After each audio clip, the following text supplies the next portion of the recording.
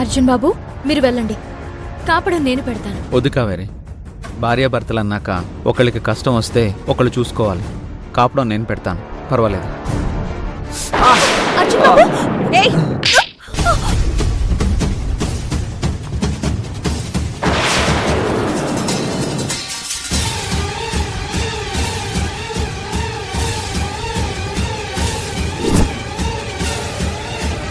నీ హద్దుల్లో నువ్వుండు.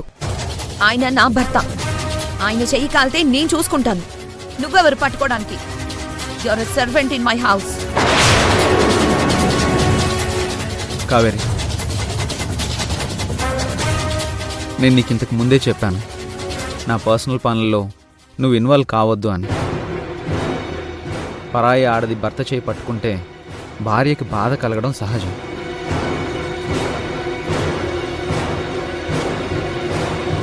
చూసింది చాలు, పో బయటికి.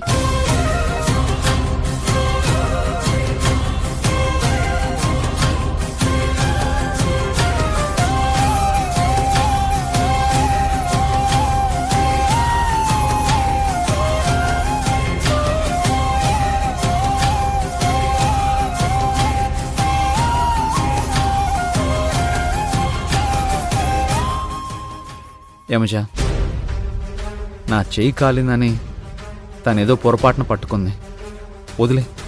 సారీ అండి, నేను కొంచెం ఓవర్గా రియాక్ట్ అయినట్టున్నాను. లేదమజ, తనకి నేను ఇంతకు ముందే చెప్పాను, అయినా పట్టించుకోలేదు. ఇక నుంచి జాగ్రత్తగా ఉంటుంది. కావేరికి ఇప్పటికైనా నేనేంటో అర్థమయ్యుంటుంది. నా మీదే ఛాలెంజ్ విసురుతుంది.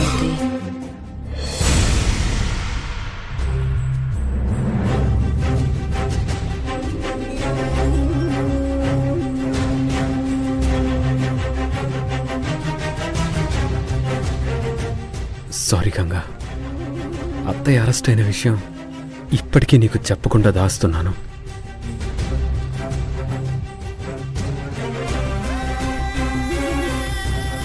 శివగారు, బాధపడుతున్నారా? చాలా బాధగా ఉంది స్నేహ. ఏం చేయాలో తెలియటం లేదు. అత్తయ్య జైల్లో ఉంది. తనని ఈరోజు కూడా కలిశాను. లాయర్ని తీసుకొస్తానని, బెయిల్ ఇప్పిస్తానని బ్రతిమిలాడాను. తను వినటం లేదు. కావేరే విడిపించాలంటుంది. ఇటు చూస్తే గంగ. అవును శివగారు, గంగ చాలా గొడవ చేస్తుంది. తనని ఎలా మేనేజ్ చేయాలో అర్థం కావట్లేదు. ఇంకో 2 రోజులు పోతే నిజంగానే తనను ఆపలేం. అప్పుడు నిజం చెప్పాల్సి వస్తుంది. వాళ్ళ ఫ్రెండ్ వచ్చి తనక్క పెళ్లికి రమ్మని చెప్పింది. గంగ వెళ్ళనంది. నేనే బలవంతం చేసి వెళ్ళడానికి ఒప్పించాను. తను రేపు ఊరు వెళ్ళిపోతుంది. 1 వారం రోజులు ఆ పెళ్లి గొడవలోనే ఉంటుంది. అవునా? మంచి న్యూస్ చెప్పావు స్నేహ. ఈ వారం రోజుల్లోగా అత్తయ్యని బెయిల్ మీద బయటికి తెచ్చేయాలి. అవును శివగారు, మీరు దాని గురించి ఆలోచించండి. నేను రేపు కావేరితో మాట్లాడతాను. అక్కడ కావేరి కూడా మనలాగే యమజ ఆట కట్టించి వాళ్ళమ్మని బయటికి తీసుకురావాలని ఆలోచిస్తూ ఉంటుంది.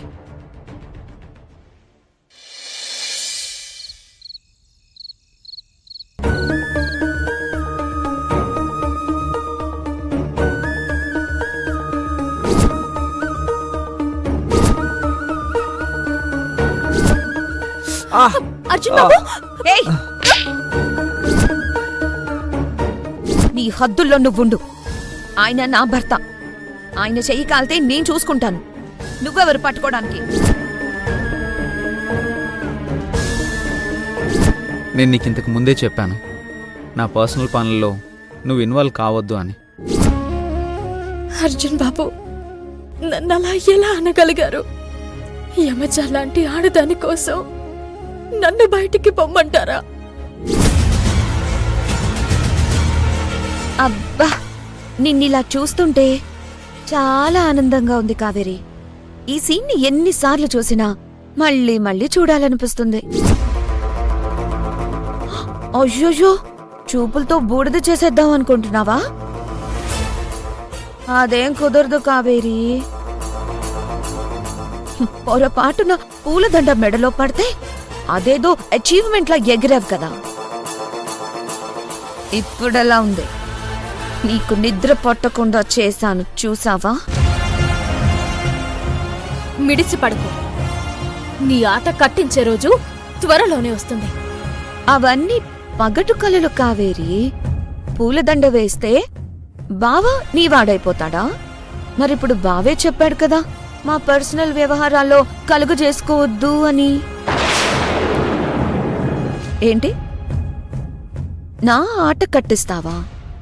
అది నీ వల్ల కాదు కావేరి. ఇదంతా అర్జున్ బాబుకి గతం గుర్తొచ్చే వరకే. ఒక్కసారి నేనెవరో నువ్వెవరో గుర్తొచ్చిందా? అయ్యో కావేరి, కావేరి, ఇలాంటి మాటలు నువ్వసలు చాలానే చెప్పావు. అయ్యిందా? నీతో అసలేది అవ్వదు. అయినా నేను బాబా కలిసి అరెస్ట్ చేయించిన మీ అమ్మని నువ్వెలా విడిపించగలవు? పోనీ ఒక పంచే, తప్పైపోయింది, మమ్మల్ని వదిలేయండి, మా మానన్న మేం బతుకుతామని నా కాళ్ళు పట్టుకో, మీ అమ్మని విడిపించేస్తాను. ఇద్దరు ఎటైనా పోయి కూలో నాలో చేసుకొని బ్రతకండి. పోనీ ఎక్కడికి వెళ్ళలేను అంటే నా దగ్గరే పంచేయి. మీ అమ్మని కూడా తీసుకొస్తే ఇద్దరు కలిసి హ్యాపీగా మా దగ్గరే ఉండొచ్చు. నేను బావతో సంసారం చేస్తుంటే నువ్వు మా పిల్లలకు కూడా పని మనిషిలా ఉండొచ్చు. యమజా! బాబా, అరవకు కావేరి. నిజంగానే నీకింకొక ఆప్షన్ లేదు. నా కోపం నీకు నవ్వులాటగా ఉంది కదూ? ఇప్పుడు చెప్తున్నాను విను. 24 గంటల్లో మా అమ్మని నువ్వే విడిపిస్తావు. అది కూడా అర్జున్ బాబుని వెంట పెట్టుకుని మరి పోలీస్ స్టేషన్కి వెళ్ళాలా చేస్తాను. నీకు నిజంగా దమ్ముంటే 24 గంటల తర్వాత కూడా ఇలాగే నవ్వు, చూస్తాను. ఇలాంటి పనులు నాలాగా కన్నింగా ఆలోచించే వాళ్ళు మాత్రమే చేయగలరు కావేరి. నీలాంటి మంచివాళ్లు కాదు. శరీరానికి ట్రైనింగ్ ఇచ్చి మార్చగలం, కానీ మనసుకి ఎంత ట్రైనింగ్ ఇచ్చినా అది మారదు. మంచివాళ్ళు మంచివాళ్లే, చెడ్డవాళ్ళు చెడ్డవాళ్లే. Good night.